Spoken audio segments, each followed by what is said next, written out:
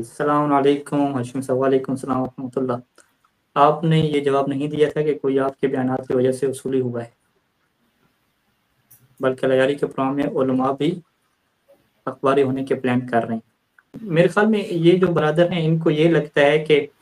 جو لیاری صاحب کا پروگرام ہوا تھا تو بہت سارے علماء نے جو ہے نا وہ تقلید چھوڑ کے سارے فقیہ بن گئے،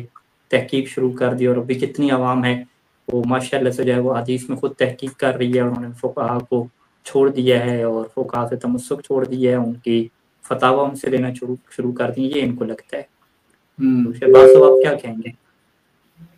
میں تو یہ بھائی کے مردم شماری کی ہے انہوں نے، وہاں پہ آ کے میں جتنے بھی افراد ہیں، خیر علماء تو نہیں آئے، مطلب عام بندہ جاتا ہے نا کہ سر آپ کی وہ سننے کے بعد نا مجھے پتہ چل گیا کہ تقلید بدعت ہے، تو اس کے بعد وہ کر کیا رہا ہے یہ ہمیں بھی نہیں پتا نا، وہ کر کیا رہا ہے، تقلید چھوڑ دیا۔ ہم نے کب کہا ہے کہ بھائی آپ اسی پہ جمے رہیں؟ الحمدللہ ہاشمی صاحب نے کئی دفعہ پروگرام میں کہا ہے کہ آپ سارے فقیہ بن جائیں، ٹھیک ہے، بن جائیں فقیہ، کسی کو کیا ٹینشن ہے، ہماری جیب سے تھوڑی لگنا ہے کچھ۔ تو آپ لوگ اگر فقیہ بن گئے ہیں، آج تک ہمیں ایک فقیہ نہیں ملا بھائی،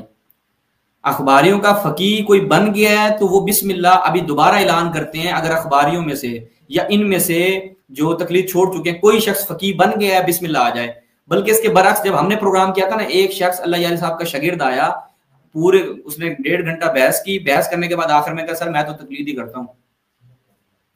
ہمیں تو نہیں ملا۔ جی بالکل، ہم نے یہ کہا ہے کہ ہم ماہ رمضان مبارک میں ادھر بیٹھتے ہیں، بہت سارے فقہی سوالات مومن پوچھتے ہیں، تو آپ کا اگر کوئی فقہی زندہ اخباری موجود ہے، زندہ ہو، یعنی یہ نہیں ہے کہ وہ کتابیں نہیں فلاں پڑھ لو، جو زندہ سلامت ہو وہ ہے یہاں پہ بیٹھے،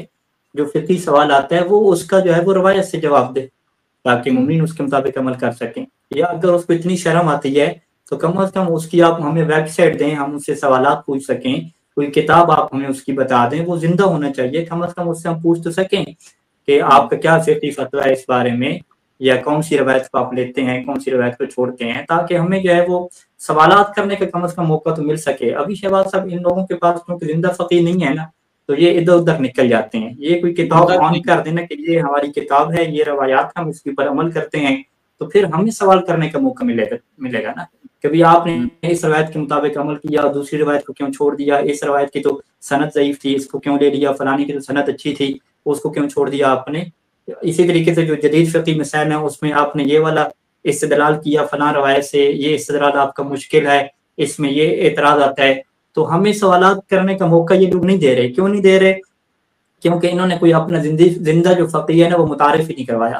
آپ ایک روایت کے اوپر پکڑتے ہیں، دوسری کتاب کی طرف شفٹ ہو جاتے ہیں، دوسرے کو پکڑتے ہیں، تیسری کی طرف شفٹ ہو جاتے ہیں، حتیٰ کہ جو بڑے یعنی اخباری ہیں جن کے اوپر اخباریوں میں تو کسی کو اختلاف نہیں ہے نا، محدث امین السرابادی، یہ جو انہوں نے اپنی کتاب کے آخر پہ جو فتاوی دی ہیں لوگوں کے سوالات کے جوابات کہ نماز جمعہ پڑھنا واجب عینی ہے، سب کے اوپر پڑھنا واجب ہے، یہ اس کو بھی نہیں مانتے، یہ تو کہتے ہیں نماز جمعہ پڑھنا حرام ہے۔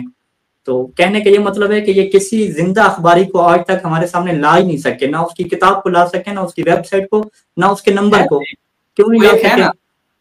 وہ ایک کیا نام ہے اس کا، احکام معصومین بے زبان چہاردہ معصومین والا۔